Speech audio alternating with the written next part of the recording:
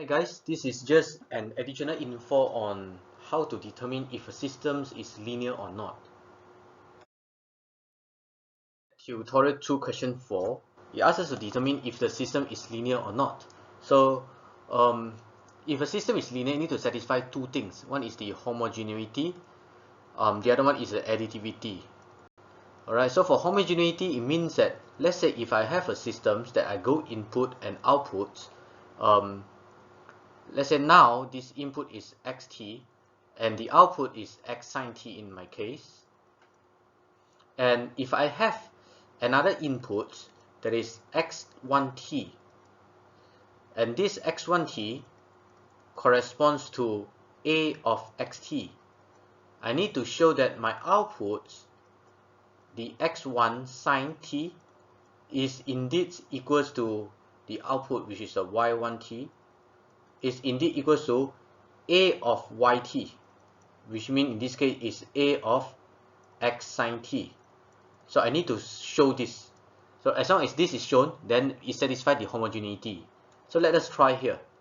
So now for x1t equals to a of xt, a multiplied by xt, we get the y1t equals to sine equals to x1 sine of t, correct? So that is from our equations here.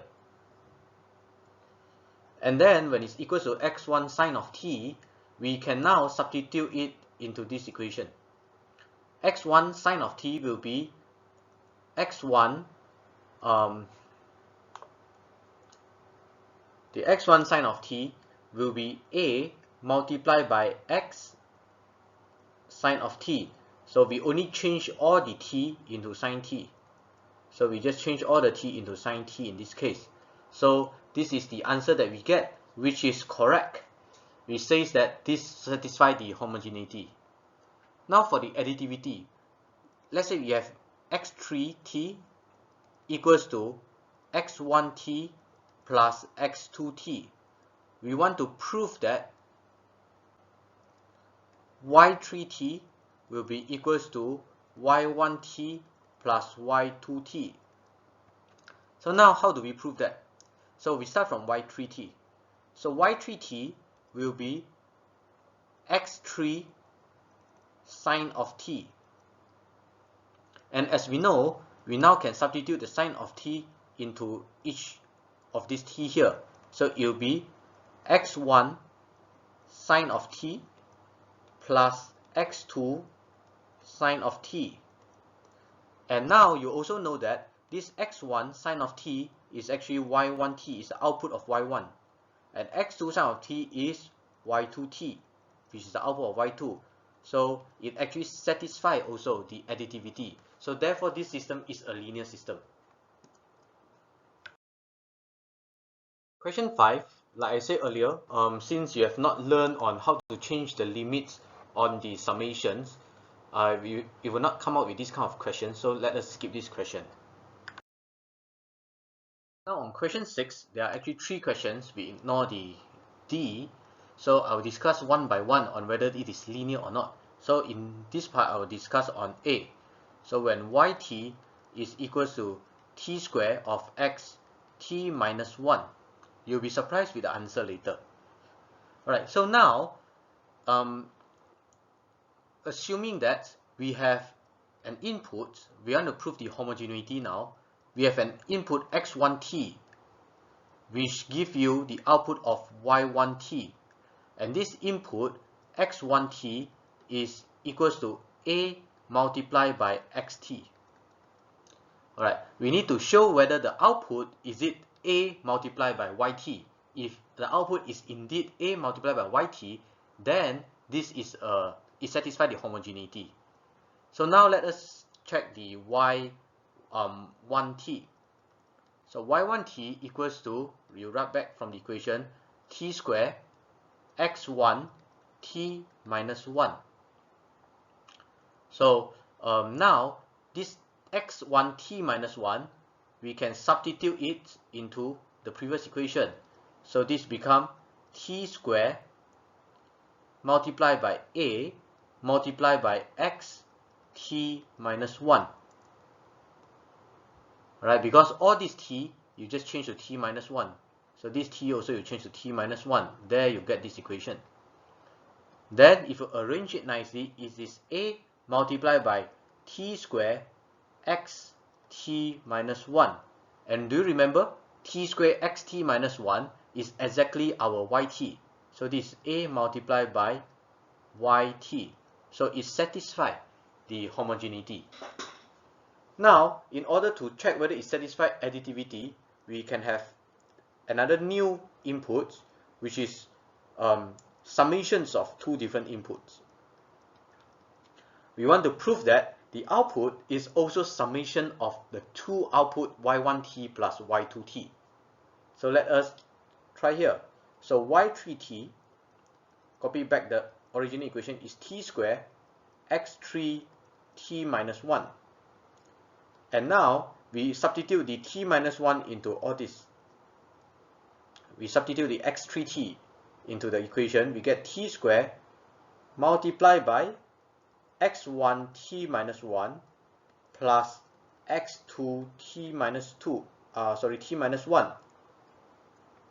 And then you put it in, become t squared x1 t minus 1 plus t squared x2 t minus 1. And therefore, this one is exactly y1t, because y1t will just be substituting this equation t squared x1 t minus 1. And this one, t squared x2 t minus 2 is y2t. So this equation is indeed y1t plus y2t. We satisfy our additivity. So this is a linear system. Alright. On question B, we have these equations. yn equals to x squared n minus 2. X squared n minus 2 is basically just xn minus 2 multiplied by xn minus 2. So this is what it means by x squared n minus 2. So again, we need to prove two things. One is the homogeneity and two is the additivity. So in homogeneity, how we're going to prove is that we let x1 n equals to a of x1n, and then we need to prove that y1n will be equals to a of y1n, a of yn. So there's no more 1 here. Alright, so now what is the y1n?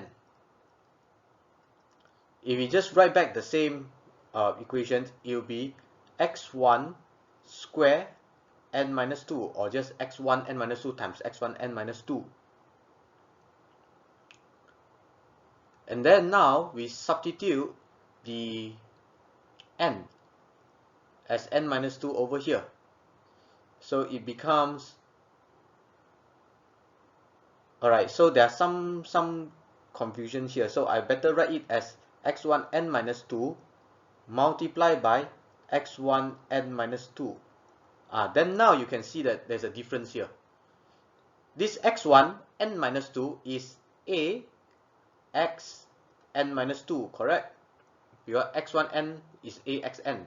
So x1 n minus 2 is ax n minus 2 multiplied by a x n minus 2 again. So it becomes a square x square n minus 2.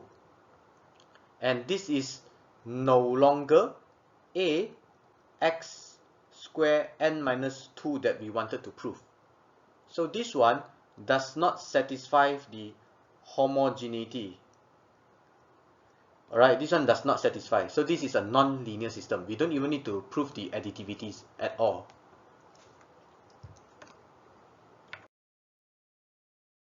Alright, this is the last questions on C. So again, we prove the homogeneity first. So let's say you have x1n equals to x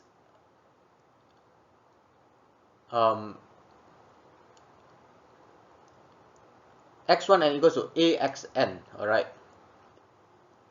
And then we need to prove that y1n is indeed equals to ayn, alright? So this is the one that we need to prove, alright?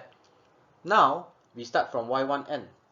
y1n, and then we come back to the equation again, is just x1n plus 1 minus x1n minus 1. Then what is this x1n plus 1? x1n plus 1 from here will just be axn plus 1, and a1n minus 1 will just be axn minus 1. Then we can factorize out the a. It becomes xn plus 1 minus xn minus 1. And now you notice that this is actually yn. It's just same as the equation. So therefore this is a times yn. It's satisfied homogeneity. Now let us check if it satisfied additivity. Additivity is this. We have x3n equals to x1n plus x2n. We need to prove that y3n is indeed equals to y1n plus y2n. We need to prove this. Alright, so this is what we need to prove, therefore I square it out. So now we start from the y3n. In this case will be x3n plus 1 minus x3n minus 1. And what is x3n plus 1? So you substitute it back into this one. So x3n plus 1 is x1n plus 1 plus x2n plus 1. And then we need to minus off the same thing again. x1n plus 1 minus x2n plus 1.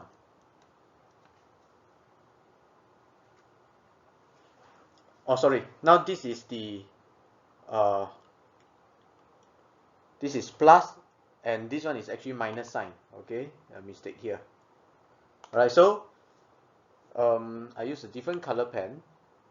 This one is corresponds to x3n plus 1, which is these two.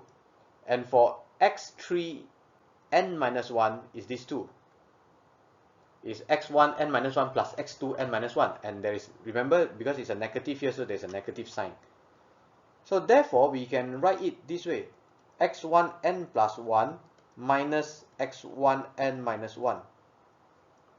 We group this up, and then we plus another group, which is x2n plus 1 plus, okay, minus, because it's a minus sign here. So minus x2n minus 1. And this one, if you see clearly, is indeed y1n. And this one is indeed y2n. So we can write this as y1n plus y2n, which satisfy our conditions for additivity. So therefore, this is a linear system because it satisfies both homogeneity and additivity. And so this is the detailed explanations on the proving a systems to be linear systems. Right, in this tutorial solution that I'll upload later, it will be using a different methods to do it by combining homogeneity and additivity together to prove. You can use both ways, but I will personally prefer the way that I'm teaching here, so that it's very clear that you can prove one properties by one property.